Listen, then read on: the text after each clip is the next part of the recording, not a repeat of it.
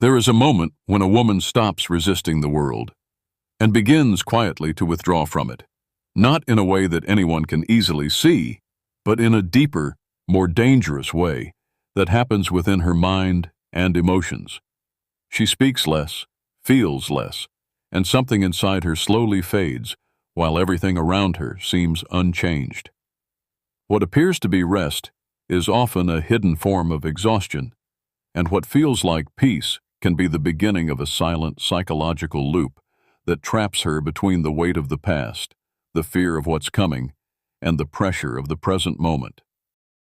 In this video, you will uncover the hidden psychological mechanism behind this withdrawal, understand why isolation becomes addictive, and discover the precise shift that can break this cycle before it consumes her completely.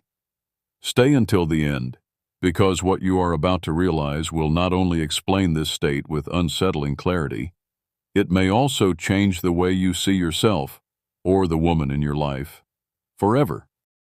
Before we dive in, don't forget to like the video and subscribe. At first, it feels harmless. A quiet preference for staying in, a gentle withdrawal from the noise of the world, a need for space that seems reasonable, even healthy. And in many cases, it is. But what begins as rest can subtly transform into something far more complex, something the mind does not immediately recognize. Because the human brain, especially when emotionally overloaded, does not simply pause. It redirects, it turns inward, and when it does, it starts building patterns that feel safe, but quietly limit movement, energy, and desire. A woman, by nature of her emotional depth and sensitivity to internal states, often experiences this shift in a more layered way.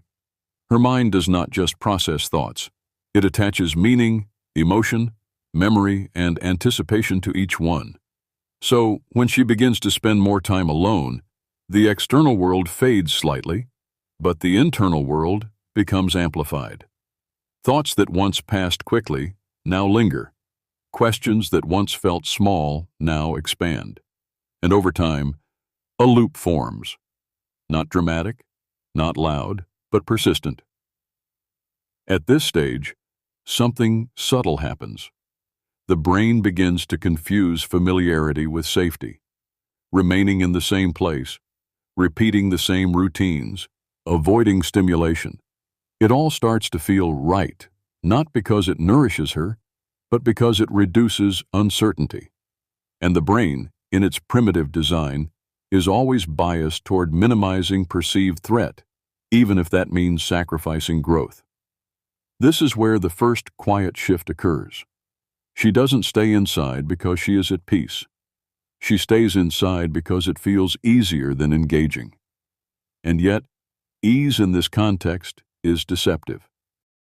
Because the less she engages with the outside world, the less feedback her brain receives. Conversations decrease. Novelty disappears, movement slows, and with that, dopamine, the neurotransmitter responsible for motivation and anticipation, begins to drop. Not suddenly, but gradually, so gradually, in fact, that she may not notice it at first. She only feels a general heaviness, a lack of desire, a subtle resistance toward effort. Then comes the second layer. The mind, now understimulated externally, compensates internally. It begins to replay past conversations, unresolved emotions, imagined scenarios, future uncertainties. This is not random. It is the brain's attempt to solve what it perceives as incomplete. But without new input, the mind recycles the same material over and over again. This is what modern psychology defines as rumination. A repetitive, self-focused pattern of thinking that is strongly associated with anxiety and depressive states. And here is where the experience becomes more intense, because rumination is not just thinking, it is emotional reliving. Each thought carries a feeling.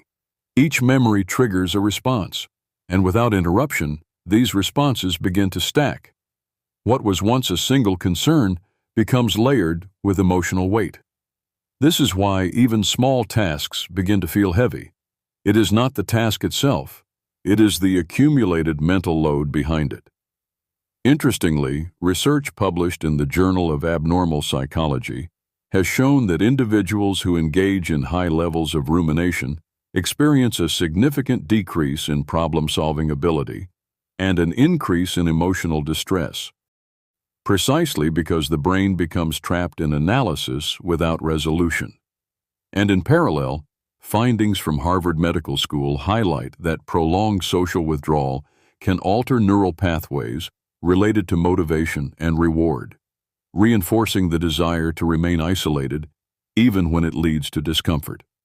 So what appears on the surface as choosing to stay alone is, in many cases, a deeply conditioned response shaped by neurochemistry and emotional processing. And the longer this pattern continues, the more it reinforces itself, because the brain learns through repetition. If staying in reduces immediate discomfort, even slightly, it marks it as a preferred behavior. And over time, preference becomes habit, and habit becomes identity. At this point, something even more subtle begins to emerge. The perception of effort changes.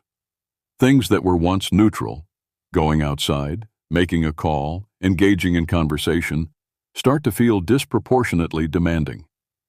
This is not an illusion. It is the result of decreased behavioral activation. The brain, having adapted to lower levels of activity, now interprets normal actions as requiring more energy than before.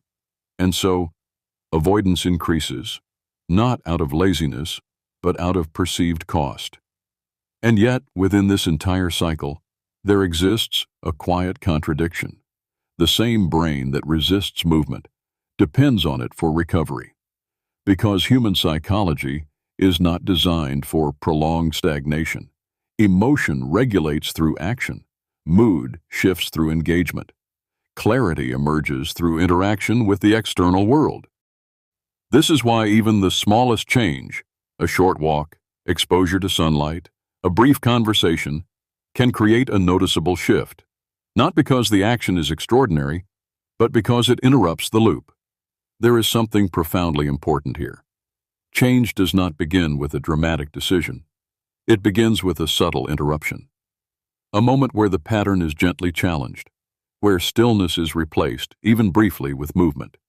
Because action sends a signal to the brain that conditions are changing, and the brain, in response, begins to recalibrate. What makes this particularly powerful is that the brain does not require motivation to act. It generates motivation after action begins. This reverses one of the most common misconceptions. Waiting to feel ready often prolongs the state. Acting despite not feeling ready initiates the shift. And over time, these small actions accumulate. They rebuild tolerance for engagement. They restore dopamine balance. They gradually reduce the intensity of rumination. But perhaps the most important aspect of this entire process is awareness. Recognizing that what feels like comfort may, in reality, be a form of silent depletion. Understanding that withdrawal is not always a conscious choice, but often a conditioned response. And realizing that the way out is not through force, but through gentle, consistent movement. There is a quiet strength in this approach. It does not demand perfection. It does not require sudden transformation. It respects the current state while gradually guiding it forward. And in doing so, it restores something essential. Not just energy, not just motivation, but connection. Connection to the world, to others, and most importantly, to oneself. Because at the core of this experience is not weakness. It is not failure. It is a mind that has been carrying too much for too long, seeking relief in the only way it knows how. And when given the right conditions, movement, light, interaction, it begins to recover, slowly but reliably. And in that recovery, something beautiful happens.